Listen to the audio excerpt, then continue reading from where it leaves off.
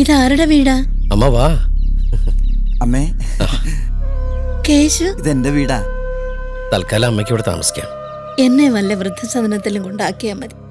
ആരെയും ബുദ്ധിമുട്ടിക്കാതെ ഞാൻ അവിടെ കഴിഞ്ഞോളാം. അമ്മയെ വൃദ്ധസദനത്തിലാക്കിയേ. അമ്മയെ ഞാൻ എന്റെ സ്വന്തം അമ്മയെ പോലെ നോക്കിക്കോളാം. ഇന്ദു, ഞങ്ങള് വിവാഹബന്ധം വേർപെടുത്തിയൊരുന്നല്ല. ഇവൾ എന്റെ അനുസരണയുള്ള ഭാര്യ തന്നെയാ. പിള്ളേരും 3 പേരും പഠിക്കുക. വലിയ ചെലവാ. ഞങ്ങളുടെ വിദ്യാഭ്യാസത്തിനനുസരിച്ച് വലിയ ശമ്പളം കിട്ടുന്ന പണി അവിടെ മാത്രമേ ഉള്ളൂ. ഭാര്യയും ഭർത്താവാണെന്ന് പറഞ്ഞു തന്നപ്പോ കിട്ടാത്ത ജോലി ഞങ്ങൾ പിരിഞ്ഞു എന്ന് പറഞ്ഞപ്പോ കിട്ടി. ഇവളിവിടെ? മിൻമിനി, അമ്മ വിചാരിക്കുന്ന പോലെ അങ്ങനെ ഒരു അഴിഞ്ഞാട്ടക്കാരിയൊന്നുമല്ല. അവർക്കൊരു ഡോസ് കൊടുക്കാൻ ഞാൻ ഇറക്കിയ ഒരു നമ്പർ അല്ലേ അമ്മേ. ഞാൻ ഇവരുടെ അയൽക്കാരിയാ. തൽക്കാലം ഞാൻ ഇറങ്ങാമേ. എന്തെങ്കിലും ആവശ്യമുണ്ടെങ്കിൽ വിളിച്ച വെളിപ്പെടുത്തി ഉണ്ടാവും.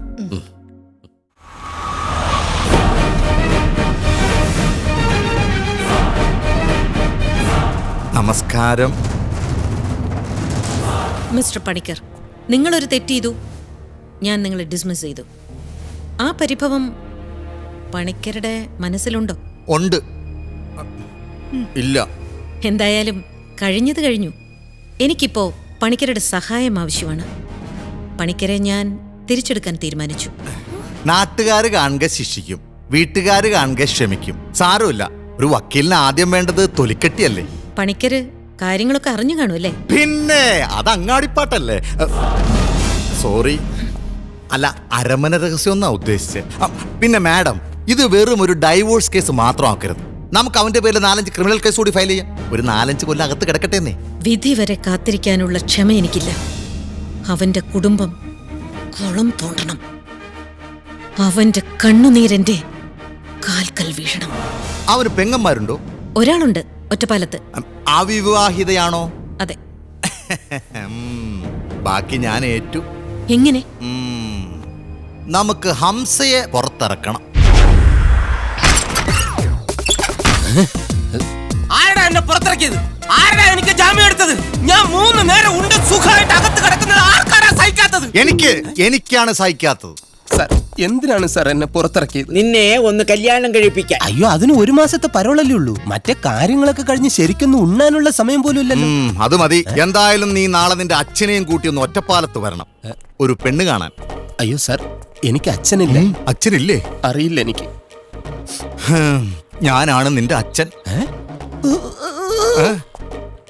വെള്ളം ഇറങ്ങാതെ ചാകാൻ കിടന്ന സമയത്ത് പോലും എന്റെ അമ്മ എന്നോട് ഈ സത്യം പറഞ്ഞിരുന്നില്ല.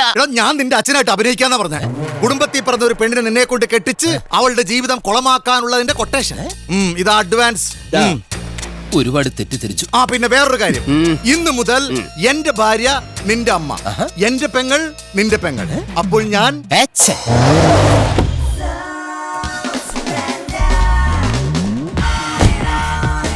മോനെ ഇറങ്ങി വരൂ മോനെ. ഈ കുടുംബമാണ് അച്ഛാ തറവാടാക്കേണ്ടത്. ആരാ മനസ്സിലായില്ല? വെൽ, ഞാൻ വിശ്വനാഥ പണിക്കർ. ഇതെന്റെ ഒരേ ഒരു മകൻ കൃഷ്ണകുമാർ. ഇതെന്റെ ഒരേ ഒരു ഭാര്യ ശാരദ. ഇതെന്റെ ഒരേ ഒരു പെങ്ങൾ കൃഷ്ണ. ഇരിക്കൂ. കിട്ടിയ അവസരം മുതലെടുക്കല്ലേ. എന്താ വിശേഷിച്ച്?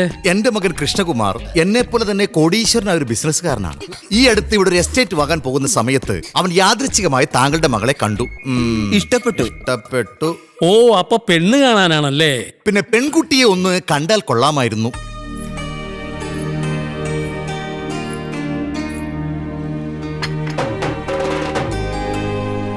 ചന്തവാസന്തിയേക്കാൾ മൊഞ്ച്. എന്താ? അല്ല, ഇവന് കൊച്ചിനോട് എന്തൊക്കെയൊന്ന് സംസാരിക്കണമെന്ന്. ഓ, അവിടം വരെയൊക്കെ ആയോ? അല്ല, എന്നായാലും വേണ്ടതല്ലേ. ചെല്ലു മോനെ, ചെല്ല്. വരൂ, ബെഡ്റൂമിലേക്ക് പോകാം. ഒന്ന് സംസാരിക്കുന്നുണ്ട്. ഇപ്പൊ എന്താ? ചെല്ല്. ഓ, തടിക്കട്ടിലാണല്ലേ. എന്തെങ്കിലും പറയാനോ ചോദിക്കാനോ ഉണ്ടോ? ചോദിച്ചാൽ കുഴപ്പമാകുമെന്ന് കരുതിയാ ചോദിക്കാത്തത്. ചോദിച്ചോട്ടെ. ഇതെന്താ ഇവിടെ? എന്റെ ഏട്ടനാ. ഇയാളപ്പോ പോലീസാ? ഞാനൊന്ന് ഇറങ്ങട്ടെ. പെങ്ങൾക്ക് ഒരാലോചന. ബാങ്കിന്റെ കടവും കല്യാണവും. ടൗണിലുള്ള ആ സ്ഥലം പെട്ടെന്ന് വിൽക്കണമെന്നാ അച്ഛൻ പറയുന്നേ. ഇതാണ് ഞങ്ങളുടെ തറവാട് വക സ്ഥലം. മുത്തശ്ശൻ ഉറങ്ങുന്ന ഭൂമിയാണ്. എനിക്കും ആ ഭൂമിയിൽ തന്നെ ഉറങ്ങണമെന്നൊക്കെ അച്ഛൻ പറയാറുണ്ടായിരുന്നു. പാവം, ആവശ്യങ്ങൾക്ക് മുമ്പില് ആഗ്രഹങ്ങൾക്ക് എന്ത് പ്രസക്തി. ഭൂമി പുറത്തു പോവുകയും ചെയ്യരുത്, കാശ് കിട്ടുകയും വേണം, അതല്ലേ വിഷയം. ഞാൻ അങ്ങനെയല്ല പറഞ്ഞത്. എടോ, ഒന്നും നഷ്ടപ്പെടുത്താതെ എല്ലാം നേടണം, അതാണ് മിടുക്ക്. മാഡത്തിന്റെ മരുമകൻ ഒരു കോടീശ്വരനാകാൻ പോകുന്നു.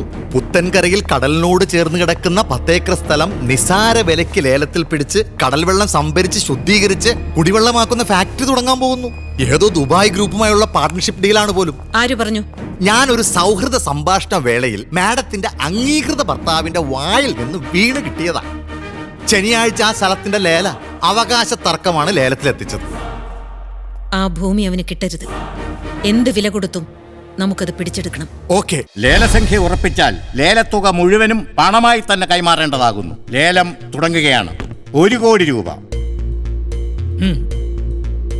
1 കോടി 10 ലക്ഷം. 1.5 കോടി. 1.5 കോടി. 2 കോടി.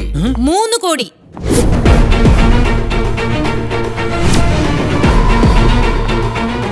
ഇവരെന്തിനിവിടെ വന്നു? ലേലം കൂടാൻ ഈ മെട്രോപൊളിറ്റൻ സിറ്റിയിൽ എന്റെ മാഡം അറിയാതൊരു ലേലോ? മോനെ ചക്രവർത്തി, നിനക്ക് ഈ സ്ഥലം കിട്ടില്ല. നീ വിളിക്കുന്നതിന്റെ ഇരട്ടി വില കൊടുത്ത് എന്റെ മല്ലിക മേടയിൽ ലേലം ഉറപ്പിച്ചിരിക്കും. ഞങ്ങൾ കടൽ വെള്ളം ശുദ്ധീകരിച്ച് മിനറൽ വാട്ടർ ഉണ്ടാക്കുന്ന ഫാക്ടറി തുടങ്ങാൻ പോവാ. ഇത് ചതിയാണ്. ഞാൻ ചതിക്ക് പേര് കേട്ട വക്കീലാണ്. ഇതെന്റെ ജീവിത പ്രശ്നമാണ്, സഹായിക്കണം. എന്റെയും ജീവിത പ്രശ്നമാണ്. എന്നാലും ഞാൻ ഒന്ന് പറഞ്ഞു നോക്കട്ടെ. മാഡം വേണ്ട, ആരുടെയും വക്കാലത്തുമായി വക്കീൽ എന്റെ അടുത്തേക്ക് വരണ്ട. ഇതെന്റെ മകളുടെ പേരിൽ വാങ്ങുന്ന പ്രോപ്പർട്ടിയാ. 3 കോടി ഒരു തരം, 3 കോടി 2 തരം, 3 കോടി 10 ലക്ഷം. 4 കോടി. അല്ല, 5 കോടി. കോടികൾ ഞങ്ങൾക്ക് പുല്ലാണ്, പുല്ല്. വിളിക്കും മാഡം. 5 കോടി ഒരു തരം, 5 കോടി 2 തരം, 5 കോടി 3 തരം. ലേലം ഉറപ്പിച്ചിരിക്കുന്നു. ഇതിൽ നിന്ന് എന്ത് മനസ്സിലായി? ആന വാ പൊളിക്കുന്നത് കണ്ട് അണ്ണാ വാ പൊളിക്കരുത്. അതെ, വേഗം വസ്തു വെക്കണ പാർട്ടിനെ വിളിക്കണം. പണം എണ്ണി മേടിച്ച് ഒപ്പിടാൻ പറയണം. എനിക്കും മാഡത്തിനും ധൃതിയുണ്ട്. ഓക്കെ.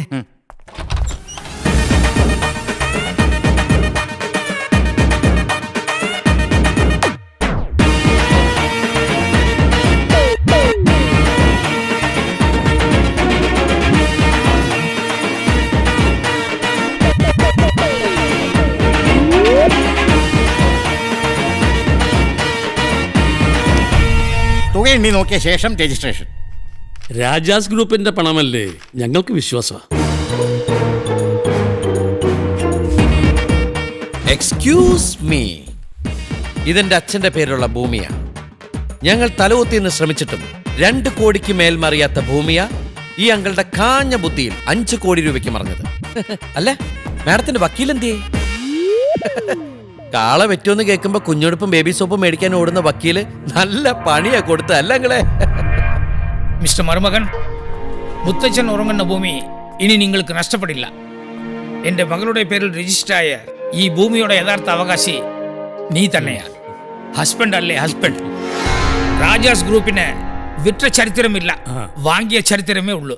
അതുകൊണ്ട് മരിച്ചു വിൽക്കുമെന്ന് പേടി വേണ്ട. I am Rajamallika and I will show you.